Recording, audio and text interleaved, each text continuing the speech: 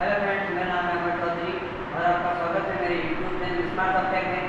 तो फ्रेंड्स, आज हम बात करेंगे क्लास 11 आरबीएस और सीबीएसई के चैप्टर फर्स्ट जो है हिंदी और इंग्लिश दोनों के लिए या रसायन विज्ञान की जो मूल अवधारणा केमिस्ट्री के चैप्टर है वो और उसके बाद हमने पिछले वीडियो में क्लास 11 मैथ की जो चैप्टर है चैप्टर का सेट समुच्चय को हमने क्लियर किया। तो आज का हमारा वीडियो का मैंने पिछले वीडियो में जो केमिस्ट्री चैप्टर फर्स्ट है इसका पहला पार्ट डाल दूँ। आज मैं पार्ट 2 करूँगा जिसका मैंने हाफ चैप्टर में क्लियर कर दिया, अभी आज स्टार्ट करा दूँ वापस। तो फ्रेंड्स, वीडियो को एंड जरूर देखिए और वीडियो को लाइक जरूर करें और मेरे चैनल स्मार्ट सॉफ्टवेयर को सब्सक्राइब करें और नीचे बेल आइकन को प्रेस जरूर करें। इसी के साथ आज हमारा नेक्स्ट टॉपिक है आयतन। तो फ्रेंड्स, आयतन के बारे में, आयतन का मतलब क्या होता है? Metre cube. ऐसे ही बनती में आयतन का मतलब होता है मीटर क्यूब, वरना ये लंबाई की मात्रक होता है आयतन को, लेकिन ऐसे ही बनती में इसका मात्रक क्या होता है? ऐसे बनती में मीटर क्यूब इसका मात्रक होता है। तो फ्रेंड्स, आगे देखते हैं कि और रासायनिक प्रयोगशाला में हम इसका प्रयोग करते हैं ना, रासायनिक प्रयोगशाला में तो हम इसके लिए जैसे सेमी क्यूब हो गया, ऐसे मात्रक यूज करते हैं और सेंटीमीटर क्यूब हो गया। रासायनिक प्रयोगशाला के लिए हम इस प्रकार के जो मात्रक होते हैं इसका प्रयोग करते हैं। इसी के साथ ही जो द्रवों को मापने के लिए क्या होता है, हम लीटर का प्रयोग करते हैं। जैसे लिक्विड होता है, लिक्विड द्रव, उसको मापने के लिए हम लीटर का प्रयोग करते हैं, लीटर। लेकिन ये कोई ऐसे ही मात्रक नहीं है लीटर। ये हमारे क्या है, आयतन संबंधी मात्रक थे वो क्लियर हो चुके हैं। इसी के साथ ही फ्रेंड्स, 1 लीटर में कितने ml होते हैं? 1 लीटर में 1000 ml होते हैं 1 लीटर के अंदर फ्रेंड्स। तो फ्रेंड्स, आगे फिर 1000 सेमी क्यूब में कितने डेसिमीटर होते हैं? 1000 सेमी क्यूब में 1 डेसीमीटर क्यूब होता है। ये फ्रेंड्स जो मान आप जरूर ध्यान रखें। आप चाहे मेरे साथ साथ नोट भी कर सकते हैं अपने बुक लेके साथ साथ में। तो नेक्स्ट टॉपिक हम देखते हैं कि आयतन नामक क्लास का उपयोग ज्ञात आयतन का विवरण देने के लिए। फ्रेंड्स, एक टॉपिक होता है आयतन मापी क्लास। तो फ्रेंड्स, आयतन मापी क्लास को ना जो क्या करते हैं उसको मापने के लिए जो द्रव होते हैं ना, द्रव लिक्विड को मापने के लिए क्या आयतन मापी क्लास का उपयोग करते हैं। जो लिक्विड का विलीन होता है उसको मापने के लिए आयतन मापी क्लास का उपयोग किया जाता है। ये इसका मेन फैक्ट है। इसी के साथ ही हमारा नेक्स्ट टॉपिक क्या है, घनत्व दिया गया है। नेक्स्ट टॉपिक देखते हैं कि घनत्व।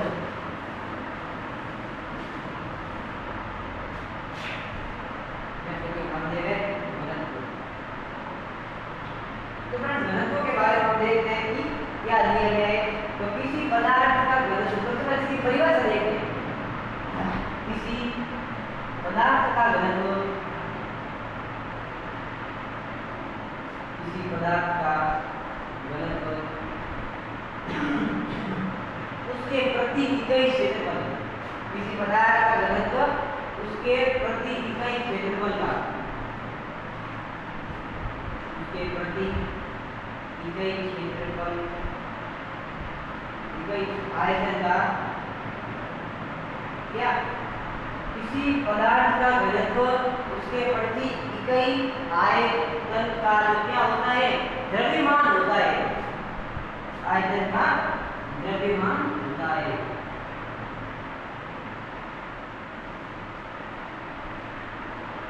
तो ये हमारे अभी घनत्व की परिभाषा, किसी पदार्थ का घनत्व उसके प्रति इकाई आयतन का द्रव्यमान होता है। इसी के साथ ही घनत्व का ऐसे ही मात्रक देखते हैं। घनत्व का ऐसे ही मात्रक क्या आएगा, ऐसे ही मात्रक द्रव्यमान का मात्रक और जो द्रव्यमान का और आयतन के जो मात्रक होता है उसका अनुपात, इन दोनों के मात्रकों का अनुपात क्या जाएगा, जो घनत्व का ऐसा ही मात्रक आ जाएगा। तो सबसे पहले द्रव्यमान होता है किलोग्राम और इसका मीटर क्यूब। तो इससे क्या बनेगा, किलोग्राम प्रति मीटर क्यूब। ये हमारे घनत्व का आयतन आ जाएगा, मतलब ऐसे मात्रक आ जाएगा। तो ये हमारे इसका फॉर्मूला क्लियर हो चुका है। लेकिन जो ये किलोग्राम प्रति मीटर क्यूब बहुत बड़ा मात्रक है, इसके लिए छोटा मात्रक क्या यूज होगा वो देखते हैं।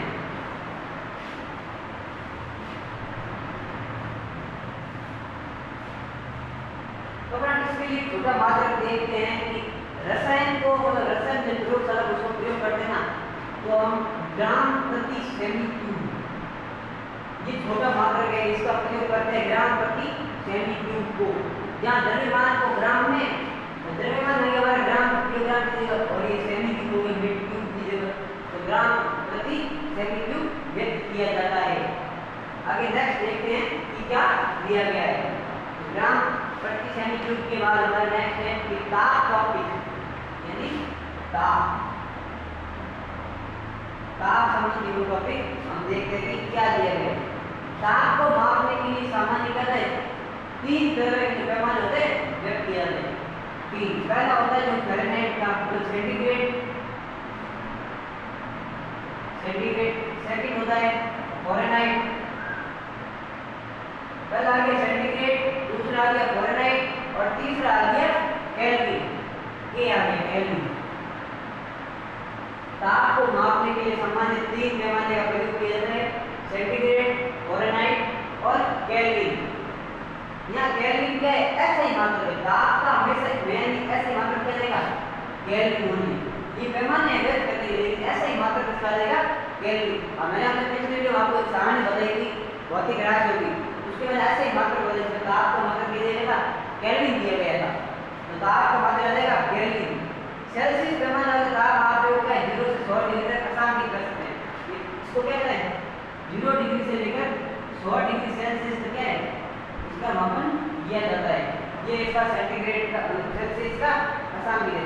जहाँ ये दोनों ताप क्या है जल के हिमांक और क्वथनांक है, ये दोनों ताप क्या है जल के, जल का हिम और जल का क्वथनांक। जो इधर 0 डिग्री होता है बर्फ जमता है और 100 डिग्री में क्वथनांक बदल जाता है, तो ये हमारा सेल्सियस का है। अब देखते हैं फ़ारेनहाइट, तो फ़ारेनहाइट पैमाना क्या होता है 32 डिग्री से लेकर 212 डिग्री फ़ारेनहाइट तक का जो पैमाना आता है उससे हम फ़ारेनहाइट पैमाने के रूप में व्यक्त करते हैं। और इसी दोनों पैमाने ताप एक दूसरे से भिन्न रूप से संबंधित है, मतलब जो इसका एक फॉर्मूला दिया गया है फ्रेंड्स, आपको ध्यान से देखिए, आपकी पुस्तक में दिया गया है, फॉर्मूला बहुत छोटा सा है और सटीक फॉर्मूला है। तो ताप संबंधी एक फॉर्मूला दिया गया है कि डिग्री फ़ारेनहाइट बराबर दिया गया है 9/5 डिग्री फ़ारेनहाइट बटा 9/5 डिग्री सेल्सियस प्लस 32 यानी डिग्री फ़ारेनहाइट बराबर 9/5 डिग्री सेल्सियस प्लस 32। ये हमारे ताप का एक फॉर्मूला दिया गया है, फ़ारेनहाइट और सेल्सियस के मध्य आपसी संबंध होता ना, उसके लिए ये फॉर्मूला व्यक्त किया गया है। इसी के साथ ही ये जान उचित होगा कि 0 डिग्री से कम सेल्सियस पैमाने पर तो संभव है, परंतु केल्विन पैमाने पर नहीं। मतलब 0 डिग्री से जो कम पैमाना होता ना वो केवल सेल्सियस पर संभव है, केल्विन पैमाने पर नहीं होता। आप ऐसे मात्रक केल्विन उस पर 0 डिग्री से कम पैमाना है ना वो मान संभव नहीं है, ये केवल सेल्सियस पैमाने पर संभव है। इसी के साथ जो है आयतन को व्यक्त करने की मात्रक के साथ कितने दिए गए आपके वो देखते हैं। तो फ्रेंड्स आपकी पुस्तक का चित्र दिया गया वो देखते हैं कि क्या दिया गया है। ये चित्र है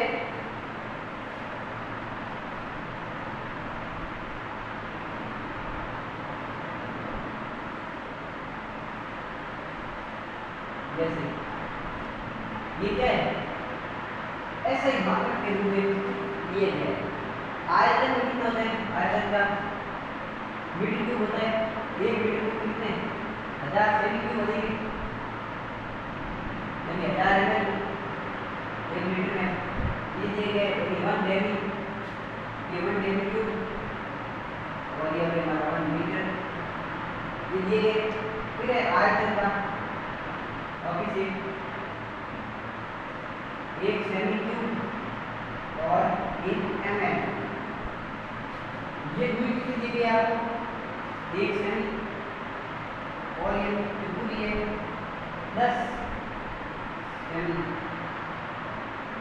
यानी 10 सेमी क्या है 1 सेमी के बराबर, यानी इंटू 10 10 10 तो 1000 सेमी क्यूब और ये 1 सेमी क्यूब।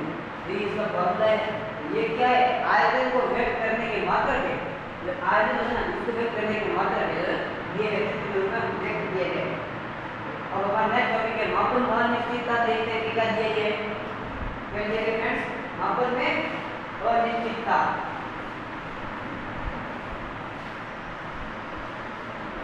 मापन में अनिश्चितता हमारा नेक्स्ट टॉपिक दिया गया है, मापन में अनिश्चितता। मापन में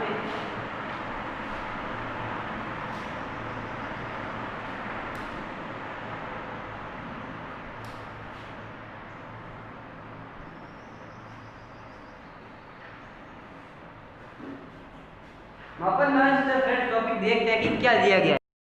तो फ्रेंड्स मापन में अनिश्चितता टॉपिक देखिए। मापन में अनिश्चितता में आपकी किताब में बारे टॉपिक दिया गया है वैज्ञानिक सांख्यिकी संबंधी है। वैज्ञानिक सांख्यिकी क्या है कि रसायन विज्ञान परमाणुओं व अणुओं से संबंधित है जिनके अत्यंत कम द्रव्यमान होते हैं और अधिक संख्या होती है। यानी रसायन विज्ञान परमाणु व अणुओं से संबंधित है जिनके अत्यंत कम द्रव्यमान होते हैं व अधिक संख्या होती है। अतः किसी रसायन को 2 ग्राम हाइड्रोजन के अणुओं के लिए 662 200 000 जैसे बड़ी संख्या या हाइड्रोजन परमाणु द्रव्यमान 0.000000066 ग्राम यानी 107 ग्राम छोटी संख्या के साथ काम करना पड़ता है। इसी के साथ ही जो नेक्स्ट है कि इन शून्य वाली इतनी संख्या को जोड़ना कठिन हो जाता है। 000 वाली संख्या को जोड़ना बहुत कठिन हो जाता है। तो उसके लिए क्या है, इस कठिनाई के लिए इनके योग आदि की चर घातांक की संकेतन का उपयोग करते हैं। वैज्ञानिक संकेतन का क्या फ्रेंड्स, वैज्ञानिक नामक संकेतन ये पहला टॉपिक है मापन में अनिश्चितता का। ये वैज्ञानिक संकेतन, कोई से वैज्ञानिक संकेतन भी पढ़ता है, कोई से वैज्ञानिक संकेतन भी पढ़ता है, दोनों पढ़ सकते हैं।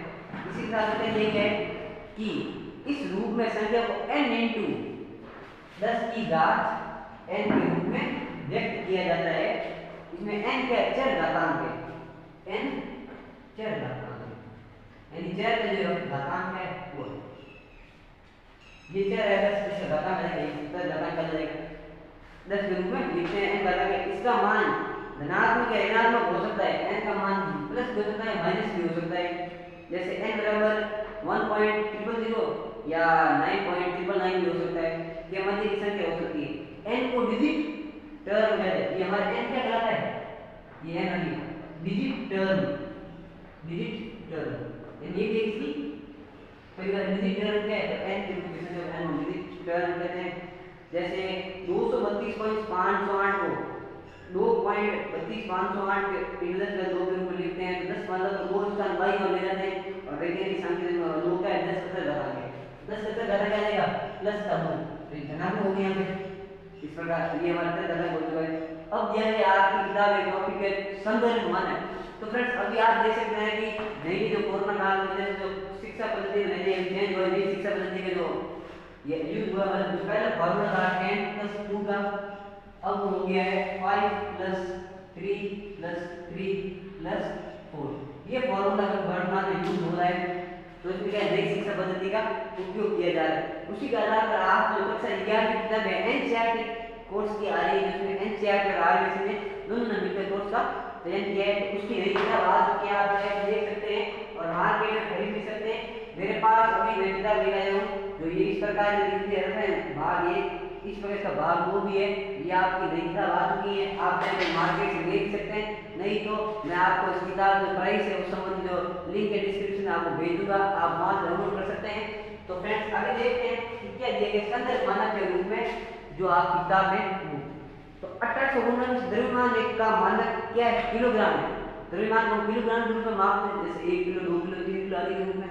जो क्या फ्रांस के सेब्रेक्स में प्लेटिनम इरिडिस के सिलेंडर के द्रव्यमान के रूप में परिभाषित है, जो भार और मापन के अंतर्राष्ट्रीय बिलों में हवाबंद डिब्बे में रखा जाता है। इस मानक के लिए जो प्लेटिनम जो इरिडियम मिश्र धातु का चयन किया गया है, क्योंकि ये रासायनिक अभिक्रिया के प्रति अवरोधी है। जो धातु है प्लेटिनम और जो इरिडियम वो रसायन अभिक्रिया के प्रति अवरोधी है, और क्या अति दीर्घ काल से इसका द्रव्यमान कोई परिवर्तन नहीं किया जाएगा, क्योंकि जो द्रव्यमान का किलोग्राम यूज किया जाता है, हम बाहर उसको कोई यूज चेंज नहीं कर सकते, क्योंकि नॉर्मल शब्द हो चुका है। जैसे कोई लिखा है आइटम और 1 किलो का 1 किलोग्राम, बाहर हम उसको चेंज कर देना द्रव्यमान मानक को, तो इसके ऊपर क्या विपरीत प्रभाव पड़ता है।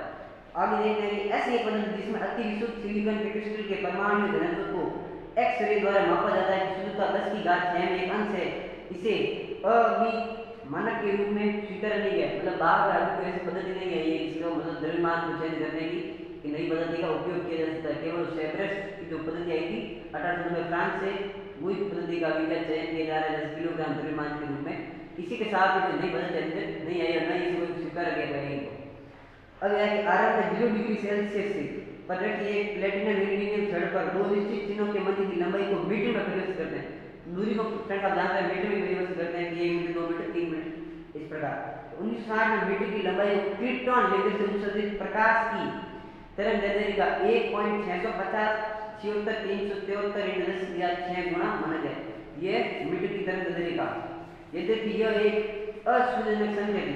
ये संख्या बहुत बड़ी थी, कौन सी? 1.650 76373 लेकिन अब क्या है, यह मीटर की पूर्व सहमति लंबाई को सही रूप में दर्शाती है। तो 1983 में सीजीपीएम नामक एक संस्था थी द्वारा मीटर पुनर्परिभाषित किया गया, जो निर्वात में प्रकाश द्वारा 1/299.792 सेकंड में तय की गई है, या 1/299.792 सेकंड। अब हमारा नेक्स्ट टॉपिक है गुणा और भाग करना। तो वो हम देखते क्या दिया गया है, तो देखते हैं गुणा और भाग।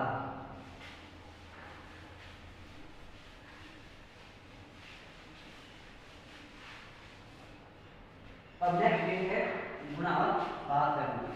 इसके बाद आगे और भी है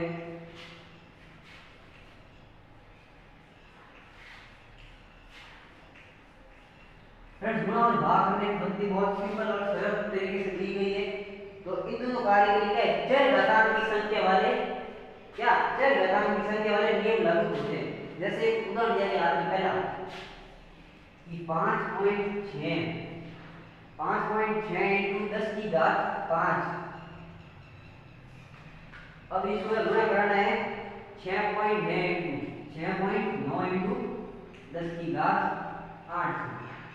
अब इसको गुणा कैसे करेंगे वो हमें देखना है। सबसे पहले तो अब हम क्या करेंगे, जो दिए गए चर घातांक की प्रयोग करके 5.6 इंटू 6.9 इसका एक गलत गुणा है। अब आगे क्या करेंगे, जो ये दोनों के घात आए उसका घातांक इनको हम क्या करेंगे, जोड़ देंगे। जोड़े कैसे, जैसे 10 की घात 5 और ये 8 मिली, अब इसे गुणा करेंगे तो हमारे आंसर कितना आएगा वो देखना है। क्या है कि 38.4 हमारा आंसर आता है, 38.4 हमारा, और इंटू 10 की घात 13। ये इस प्रकार लिखते हैं।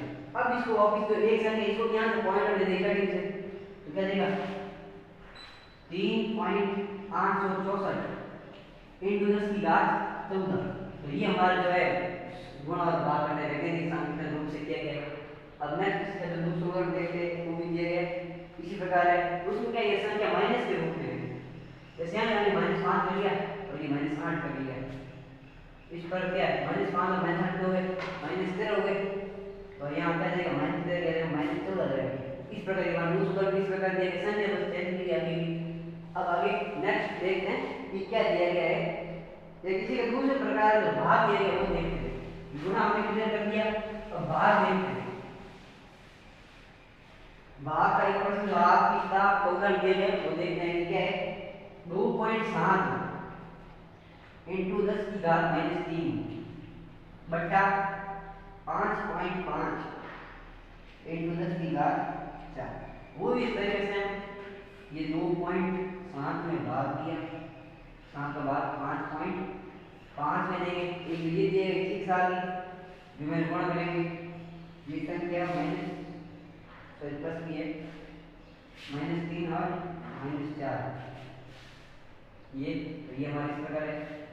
इसलिए अब इस हमारे क्या जाएगा 0.4909 इंटू 10 की घात -8। इस प्रकार है। अब क्या करेंगे, इधर -8 करना है तो एक से दूसरे भेजेंगे 4 पॉइंट, तो 0 संख्या है उसको थोड़ा आगे संख्या निकाले तो 10 की घात -8, क्योंकि एक संख्या इधर से गई तो पॉइंट इधर गई तो इधर से क्या चल गई माइनस के रूप में। तो ये हमारा जो भाग का प्रॉब्लम है वो क्लियर हो गया। अब नेक्स्ट देखते हैं कि योग कैसे करते हैं और घटक कैसे, सेम तरीके ये फ्रेंड्स योग का और घटक का।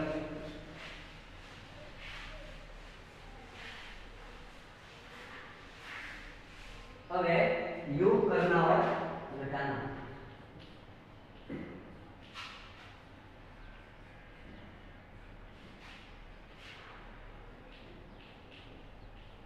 इसी प्रकार हम देखते हैं कि योग करने और घटाने में क्या दिया गया है। इसमें दो ये चर घातांकी का प्रयोग करते हैं, तो इसके लिए उदाहरण ये है वो क्या है, देखते हैं कि पहला उदाहरण है 6.65 इंटू 10 की घात 4 और 8.95 इंटू 10 की घात 3 का। अब हमें क्या करना है, इसका योग करना है। कैसे? 6.65 इंटू 10 की घात 4 प्लस करना है 8.95 इंटू 10 की घात 3। तो अब ये प्रश्न हम सॉल्व किस प्रकार करेंगे? सबसे पहले हम क्या करेंगे, ये लिखते हैं दोनों 6.65 प्लस 8.95 एक बीच का योग करेंगे और नेक्स्ट हम क्या करेंगे, जो 4 है उसका 4 और 3 का है तो 10 की घात 4 का एक यूज करेंगे जो हम यहाँ पर कर सकते हैं। इसी के साथ ही अब इसका गुणा जोड़ेंगे कितना आ जाएगा, तो फ्रेंड्स क्या आ जाएगा कि जो 7.545 है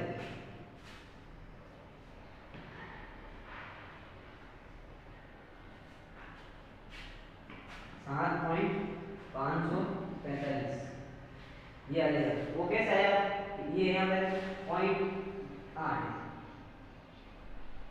अब ये 8.8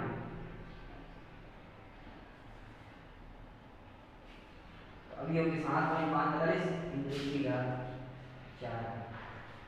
ये हमारा ये समाप्त हो गया। अब ये नेक्स्ट देखते हैं फ्रेंड्स, मेरे जो एग्जांपल है वो आपकी किताब के लिए थे, वही मैं करा रहा हूँ। उसके नेक्स्ट इसके अलावा कोई नहीं करा रहा। ये हमारे घटाव का 2.5 इंटू 10 की घात -2 माइनस 4.8 इंटू 10 की घात -3। अब तो कैसे करेंगे, 2.5 इंटू 10 की घात -2 फिर -3.48 इंटू 10 की घात -, यानी दोनों साइड हमने वो संख्या थी 8 पॉइंट थी, लेकिन हमको क्या करना था, घात की 10 की घात 4 दोनों बराबर कर दी ना, तो हमने 0.8 कर लिया। लेकिन आपको प्रश्न दिया गया 8 पॉइंट ही है, लेकिन हमने क्या घात 4 की तो यहाँ से 0.895 कर दिया था, इसलिए इधर भी घात समान कर दी हमने। यहाँ से 0.48 लिखते हैं उस प्रकार से किया।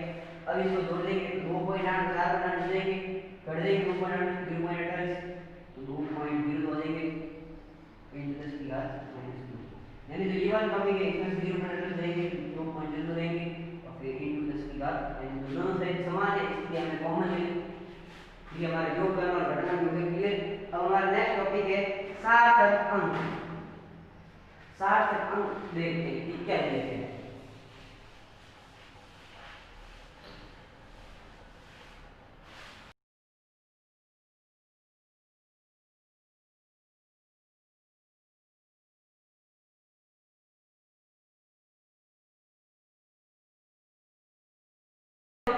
सार्थक अंक संबंधी सार्थक जो आपकी किताब में परिभाषा दी गई है उसके अनुसार क्या है कि परिशुद्धता किसी भी राशि के विभिन्न मापनों के समीप्य को व्यक्त करती है, परंतु यथार्थता किसी विशिष्ट प्रायोगिक मानों के वास्तविक मान से मेल धरने को व्यक्त करती है। प्रायोगिक मानों में अनिश्चितता के साथ व्यक्त है।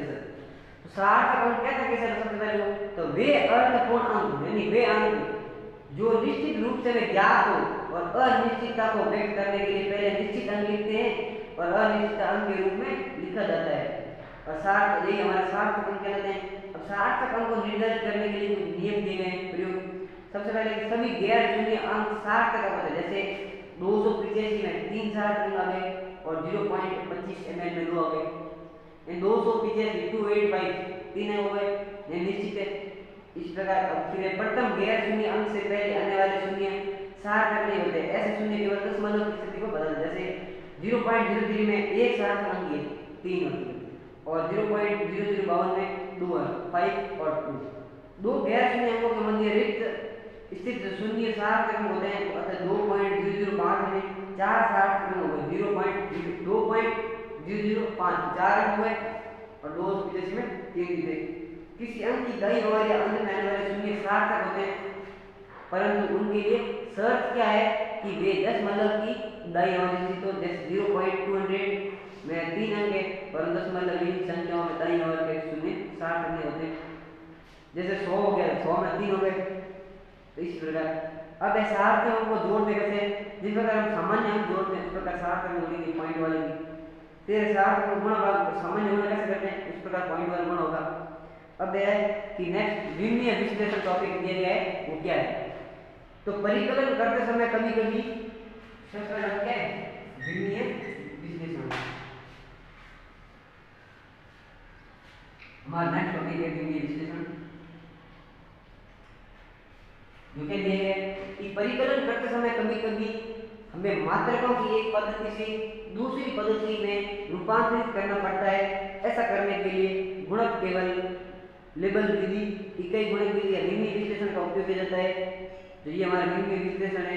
क्या परिकलन करते समय कभी कभी हमें मात्रकों की पद्धति से दूसरी पद्धति में रूपांतरित करना पड़ता है। ऐसा करने के लिए गुणक लेबल विधि या इकाई गुणक विधि का विमीय विश्लेषण के रूप में प्रयोग किया जाता है। तो फ्रेंड्स नेक्स्ट जो आपकी किताब उदाहरण दिए गए वो देखते हैं कि क्या दिया गया है। सबसे पहले उदाहरण है उदाहरण नंबर 1। क्या दिया गया है कि धातु का एक टुकड़ा जो 3 इंच लंबा है, धातु का टुकड़ा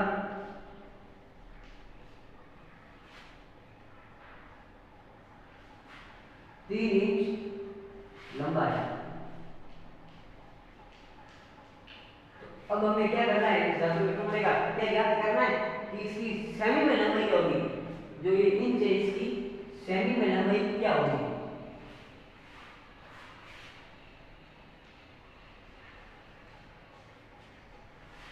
अब सेमी में लंबाई ज्ञात करनी है,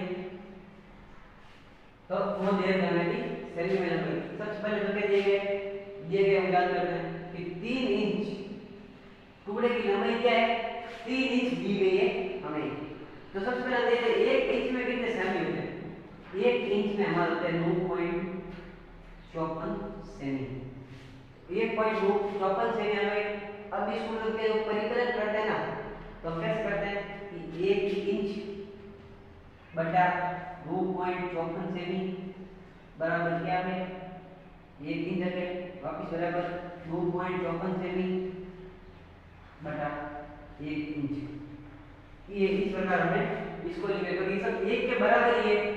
तो अब हम क्या करेंगे, इसको डायरेक्ट शॉर्टकट में गुणा कर सकते हैं। कैसे, 3 इंटू 1 बटा 9.54 सेमी, तो गुणा करेंगे तो हमारा आंसर क्या आ जाएगा, तो 3 इंच हम डायरेक्ट कर सकते हैं। जैसे 1 इंच में आ गए 2.54, तो 3 इंटू 2.54 जाएंगे, हमारा आंसर आ जाएगा। इसको गुणा करते 7 पॉइंट आ जाएगा लगभग, ऐसे कि जो 62 मीटर है ऐसा 7.62 सेमी, ये हमारा इसका आ जाएगा। ये धातु में इसका सेमी में लंबाई। अब ये हमारी क्या है, अब नेक्स्ट एक सेकंड नंबर ये क्या है वो देखते हैं।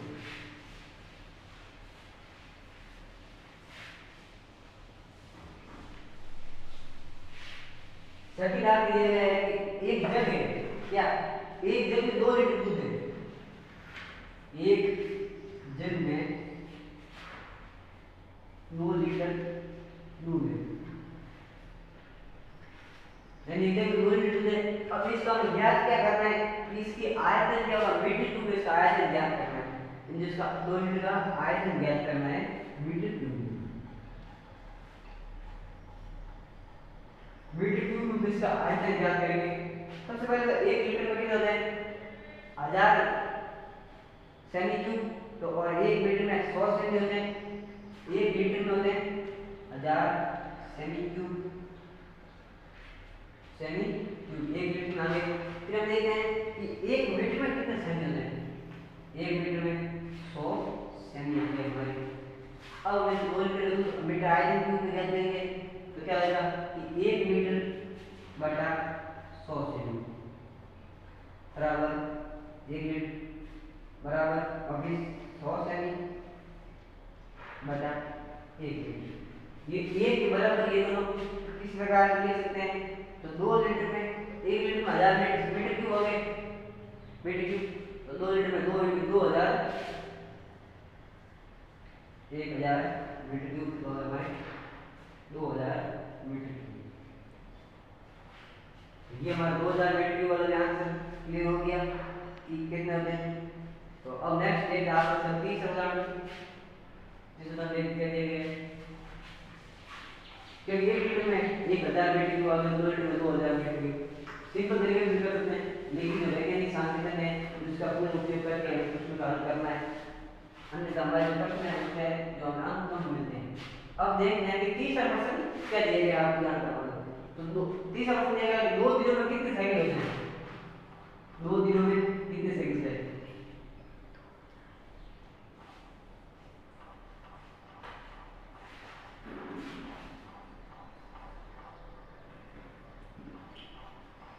अब हम सीधे तरीके से इसका आंसर निकालते हैं 2 दिनों में कितने सेकंड होते हैं। ये को आता है कि 1,72,800 सेकंड समथिंग ऐसे जाते हैं कि 2 दिनों में ये सेकंड। अब हमें इसे निकालना है पूरा सोल्यूशन सही, तो वो देखते हैं सबसे पहले कि एक दिन में कितने घंटे होते हैं, 24 घंटे। एक दिन में 24 घंटे होते हैं। अब नेक्स्ट देखते हैं एक दिन बटा 24h बराबर एक दिन बराबर 20 24h बटा 1D। अब एक घंटे में कितने मिनट होते हैं, 1h बराबर 60m और 1m बराबर एक मिनट बराबर 60 सेकेंड। तो ये हमारे होंगे। अब इसका आगे क्या करना है कि जो मिनट ज्ञात करना है कि 2 दिन में ज्ञात करना है। क्या करेंगे 2 days इनटू क्या करेंगे हम 24 घंटे, 2 दिन में 24 घंटे तो 2D 24 घंटे इनटू 60 मिनट 60 सेकंड के हिसाब से। अब ये गुणा करेंगे कितना है हमारा 172,800 यानी 1,72,800 सेकंड है हमारे इसका आंसर 1,72,000। तो ये हमारा इसका आपके 3 उदाहरण क्लियर हो चुके हैं। नेक्स्ट मेरे वीडियो में पार्ट 3 आऊंगा।